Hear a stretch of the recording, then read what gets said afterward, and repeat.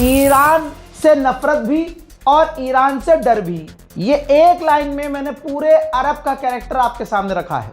Report बहुत important है, ध्यान से सुन लीजिए।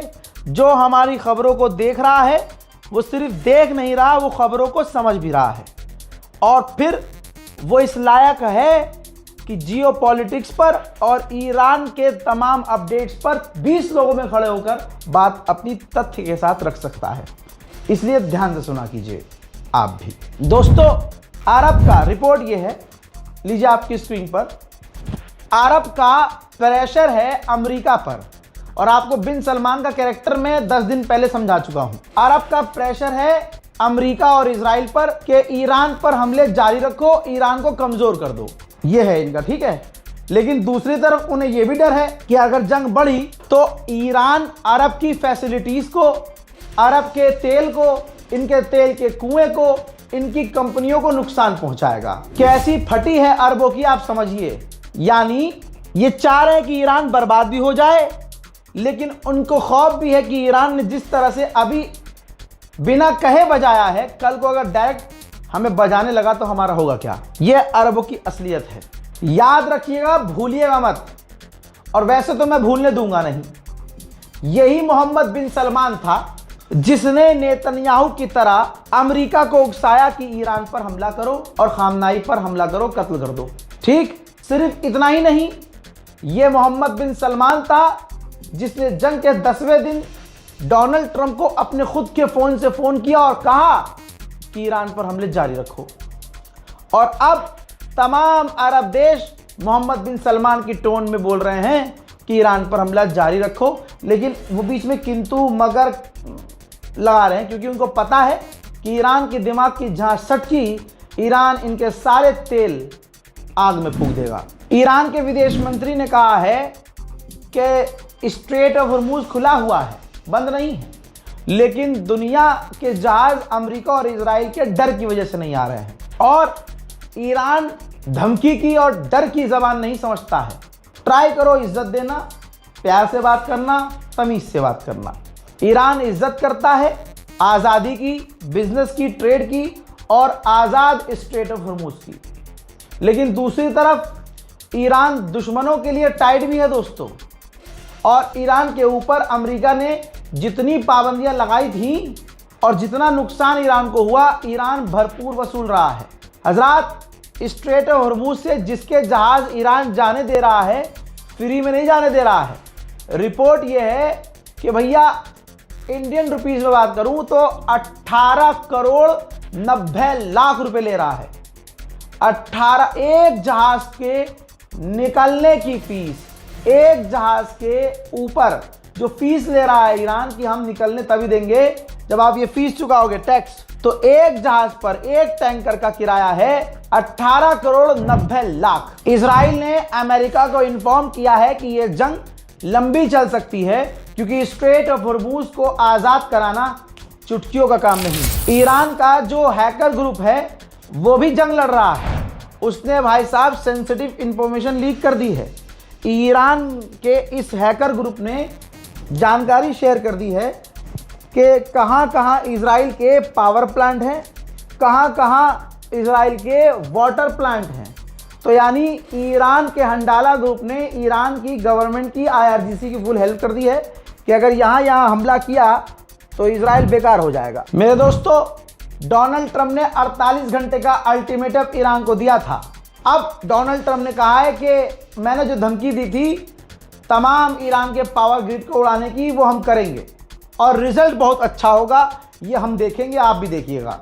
ट्रंप ने कहा नेटो के देश गद्दार हैं, डरपोक हैं, उन्होंने हमारी मदद नहीं की, उन्हें शर्म आनी चाहिए, जबकि अमेरिका ने उनकी हमेशा मदद की।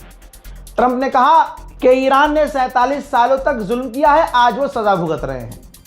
हकीकत जबकि मोमिनीन ये है कि अमेरिका सजा भुगत रहा है, इजराइल पेला जा रहा है। आप समझ रहे हैं, इजराइल में अब कोई जगह सेफ नहीं है।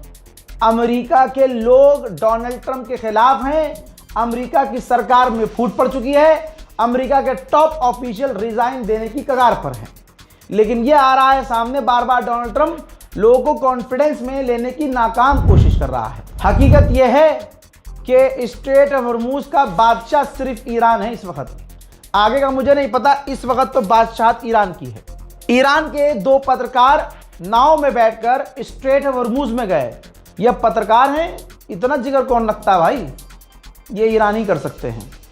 ईरान के दोनों पत्रकार गए और उन्होंने बिल्कुल टैंकर दिखाए कि यहाँ पर बहुत सारे टैंकर खड़े हुए हैं स्ट्रेट ऑफ हॉर्मूज में घुसने के लिए, लेकिन क्योंकि परमिशन ईरान से नहीं मिल रही है तो इन सब ने अपने इंजन भी बंद कर दिए हैं, खड़े हुए हैं बस और इंतजार कर रहे हैं कि ईरान परमिशन दे तो ये स्ट्रेट ऑफ हॉर्मूज में घुसे। देखिए الان دقیقاً تو قلب تنگه هرمز قرار داریم. چیه پشت سرمون؟ یه نفتکشیه که اینجا ایستاده و موتورش رو خاموش کرده تا تکلیفش برای عبور از تنگه مشخص بشه. اون چیزی هم که ما اینجا دیدیم در همین محدوده تقریباً 40 تا از کشتی‌های تجاری هستن که باید ایران اجازه صادر کنه تا بتونن در واقع از تنگه هرمز عبور کنن. اینجا کجاست دوباره؟ قلب تنگه هرمز.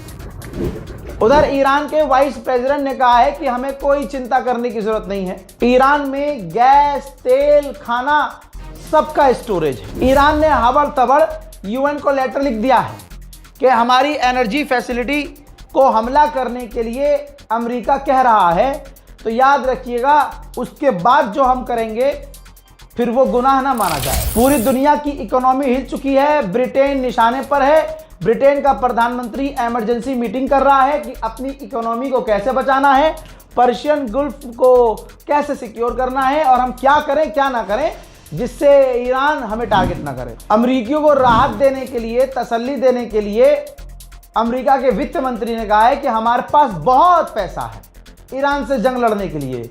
सो ईरान से जंग लड़ने के लिए हमें अमेरिकियों पर टैक्स बढ़ाना नहीं पड़ेगा। हज़रात, ईरान पूरी दुनिया का शुक्रगुजार है और शुक्रिया भी भाई मिसाइलों के जरिए कर रहा है। डरिए मत। कैसे? जैसे लंदन के लोग अपनी गवर्नमेंट के खिलाफ सड़कों पर उतर कर प्रदर्शन कर रहे थे और कह रहे थे इलीगल वॉर है, तो ईरान ने जो मिसाइल दागी है उस पर लंदन के लिए शुक्रिया अदा किया है कि thank you to those who expressed sympathy in London for Trump's war crime in Iran, और ये मिसाइल दाग दी। उसके बाद आप ये देखिए, स्पेन के बारे में मैं आपको बता रहा था। स्पेन के प्रधानमंत्री ने खुला कहा है कि ये इलीगल वॉर है और ये अमेरिका ने शुरू किया है और ईरान के ऊपर हमला होना गलत है। तो मिसाइल के ऊपर स्पेन के प्रधानमंत्री का फोटो और शुक्रिया मैसेज लिखकर ईरान ने ये मिसाइल भी इजराइल पर दागी है। ईरान अंदर से ज्यादा मजबूत हो तो ज्यादा बेहतर है। ईरान ने एक बार फिर से 25 लोगों को गिरफ्तार किया है जो ईरान के अंदर से रहकर अमेरिका और इजराइल के लिए काम कर रहे थे। वहीं IRGC के ऑफिशियल ने कहा है कि दुश्मन को पता नहीं है कि हमने अभी तक कौन कौन से हथियार छुपा रखे हैं और दुनिया की सबसे खतरनाक और टॉप ताकत अमेरिका दुनिया से मदद मांग रही है। यूरोप को डराने के लिए नेतन्याहू ने धमका दिया था, डरा दिया था कि ईरान के पास इंटरकॉन्टिनेंटल बैलिस्टिक मिसाइल है जिसकी चपेट में पूरा यूरोप है, ताकि यूरोप भी जंग में आ जाए और अमेरिका इजराइल की मदद हो जाए और अमेरिका इजराइल चालाकी से पीछे हो जाए और यूरोप ठुक जाए। नाटो के चीफ ने कहा कि अभी हम कंफर्म नहीं कर सकते कि ईरान के पास इंटरकॉन्टिनेंटल मिसाइल है कि नहीं, हम बिना जांच किए हवा में बात नहीं बोल सकते। उधर इजराइल ने कहा है कि हमने ईरान के उन और ठिकानों को उड़ाया है जहां ईरान हथियार बनाता है। उधर इराक के अंदर अमेरिका लगातार हमले कर रहा है। जो अमेरिका के खिलाफ वाला ग्रुप है, ईरान समर्थक ग्रुप, उनके ऊपर अमेरिका ने हमले किए हैं। IRGC के स्पोक पर्सन की जो मौत हुई, शहादत हुई, तो उनका जनाजा बड़े शान और शौकत से निकाला गया। पूरे ईरान के लोग उनके जनाजे में रोते हुए नजर आए। यही है असली मुसलमान, ये फर्जी मुसलमान नहीं। देखिए, वो दोगले होते हैं जो अपने नुकसान को छुपाकर मुस्कुराते हैं, झूठी हंसी। ये मोहब्बत है। हिंदुस्तान, पाकिस्तान, बांग्लादेश, ईरान, अफगानिस्तान, जहां से भी मुसलमान अपने खामनाई के लिए, एक मुसलमान रहबर के लिए, एक शहीद के लिए जो रो रहा है ना, ये किसी देश से वफादारी नहीं, यह अपने मजहब की वफादारी है मुसलमानों में। कि हमारा एक मुसलमान भाई मारा गया जो शैतान से लड़ रहा था, हमारा एक ऐसा भाई मारा गया, एक ऐसा हमारा बुजुर्ग मारा गया जो एप्स्टीन फाइल वालों से लड़ रहा था। ईरान के IRGC के स्पोक पर्सन की शहादत होने के बाद मौत छुपाई नहीं गई। दुनिया के सामने खुले आसमान के नीचे जनाजा निकला है और तदफीन हुई है। ईरान ना अपना नुकसान छुपा रहा है और बाकी ईरान जो दुश्मनों की वाट लगा रहा है वो दुनिया के सामने ही है। मोहतरम हज़रात, इस वीडियो को शेयर कीजिएगा। याद रखिएगा 20-25 दिन हो चुके हैं इस जंग को। ठीक, टीम मेरी थक गई है एकदम। ऐसा लगता है एक जगह पर आदमी 20 दिन रह लेगा, बाहर ही नहीं निकल रहा है तो क्या फील क्या करेगा। और बैक टू बैक काम, तो डिप्रेशन, एंजाइटी, सर का दर्द, बदन का दर्द, चिड़चिड़ापन, सब चीज़ मेरी टीम झेल रही है, मैं झेल रहा हूँ। जो हमें रोक के रखी हुई है यहाँ तक वो आपकी मोहब्बत है। ठीक, तो ये मोहब्बत बरकरार रखिएगा। मन कर जाए कहीं भी इबादत के दौरान, नमाज के दौरान, हमारी वीडियो देखते दौरान दिमाग में नाम आ जाए कि हाँ कुछ है ऐसे लोग जो सच्ची खबर देने के लिए बहुत चीज़ें कुर्बान कर रहे हैं, ये भी कुर्बानी है, तो दुआ कर दीजिएगा। और अपने बड़ों से भी कहिएगा, भले वो हमें ना देखते हों, बुज़ुर्गों से अपने घर में नानी हो, नाना हो, दादा हो, दादी हो, मामू हो, खालू हो, बुज़ुर्ग, उनसे दुआ करवा दीजिएगा कि इस लड़के के लिए दुआ करिए, क्योंकि हमारे लिए सबसे बड़ी चीज़ आपकी दुआ है, आपकी मोहब्बत है।